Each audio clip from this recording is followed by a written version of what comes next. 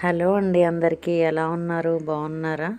ఈరోజు చపాతీలోకి, రోటీలోకి, రైస్లోకి చాలా రుచిగా ఉండే గ్రేవీ చికెన్ చేసుకుందామండి. చాలా ఈజీ, బ్యాచిలర్స్ కూడా ప్రిపేర్ చేసుకునే విధంగా ఈ గ్రేవీ చికెన్ ఉంటుందండి. ఫస్ట్ 1 kg చికెన్ తీసుకుని శుభ్రం చేసుకుని దాంట్లోకి కారం, పసుపు, ఉప్పు, ఇంట్లో చేసుకునేటటువంటి మసాలా. ఈ మసాలాలు ఏంటంటే అల్లం, వెల్లుల్లి, గసగసాలు, ధనియాలు, జీలకర్ర, లవంగ మొగ్గలు, దాల్చిన చెక్క ఇవన్నీ వేసుకుని మిక్సీ చేసుకుంటామండి. ఇందులోనే కొంచెం పెరుగు వేసుకుని అన్నీ కూడా చికెన్కి పట్టేలాగా మ్యాగ్నేట్ చేసుకుందామండి. దీన్ని ఒక అరగంట, గంట పక్కన పెట్టుకోవచ్చు. టైం లేదు అనుకుంటే వెంటనే కూడా కుక్ చేసుకోవచ్చు అన్నమాట. ఒక 4 ఉల్లిపాయలు కట్ చేసుకున్నానండి. ఒక 6 పచ్చిమిరపకాయలు. ఈ మ్యాగ్నేట్ చేసిన చికెన్ రెడీ అయ్యింది. ముందుగా ఒక పాన్ తీసుకుని దాంట్లో ఆయిల్ వేసుకుందామండి. దీంట్లోనే పచ్చిమిరపకాయలు, కరివేపాకు వేసుకుని 1 నిమిషం వేగిన తర్వాత దీంట్లోనే మనం కట్ చేసి పెట్టుకున్నటువంటి ఉల్లిపాయలు కూడా వేసి వేయిందామండి. ఇవి వేగేటప్పుడు కొంచెం సాల్ట్ కూడా వేసుకోవచ్చండి. ఎందుకంటే సాల్ట్ వేసుకోవడం వల్ల ఉల్లిపాయలు త్వరగా మెత్తబడి త్వరగా వేగుతాయి అన్నమాట. కొంచెం చికెన్లో కూడా సాల్ట్ వేసాం కాబట్టి కొంచెం చూసుకొని వేసుకోండి. ఒక 5 నిమిషాలు మూత పెట్టేద్దామండి. త్వరగా ఉల్లిపాయలు కుక్ అవుతాయి అన్నమాట. ఆవిరి బయట పోకుండా త్వరగా కుక్ అవుతాయి అన్నమాట. చూడండి, ఉల్లిపాయలు కొంచెం వేగిపోయినాయి.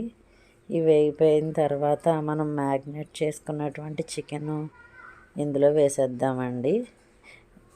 ఆనియన్స్ ఎంత ఎక్కువ వేగితే అంత మనకి గ్రేవీ కూడా బాగా వస్తుందండి. ఆనియన్స్ వేగకపోయినాయి అంటే అలాగా కనిపిస్తాయి అన్నమాట. ఉల్లిపాయలు బాగా వేగితేనే మనకి గ్రేవీ ఎక్కువ వస్తుంది. ఈ మ్యాగ్నేట్ చేసినటువంటి చికెన్ కూడా ఇందులో వేసేద్దామండి. వేసేసి కలిపేద్దాం. ఇవి రోటీల్లోకి, చపాతీలోకి కూడా చాలా బాగుంటుందండి ఈ కర్రీ. బాగా ఇష్టపడేవాళ్ళు ఇలా చేసుకుంటే బాగుంటుంది. బ్యాచిలర్స్ కూడా ఈజీగా చేసుకోవచ్చు.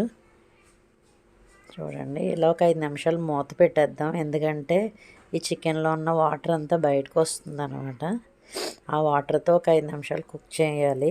ఆ వాటర్ పోయే వరకు కుక్ చేసుకుంటే ఇంకా బాగుంటుంది. వాటర్ మ్యాక్సిమం పోయిందండి. మనం ఇప్పుడు కొంచెం వాటర్ వేసుకుని మిగతా చికెన్ని కుక్ చేసుకుందాం.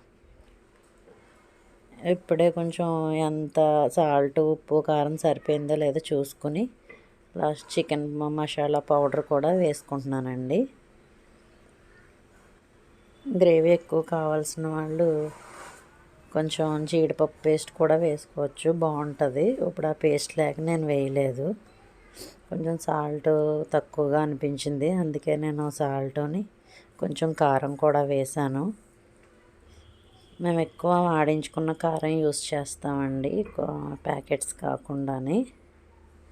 చికెన్ గ్రేవీ కర్రీ రెడీ అయిపోయిందండి.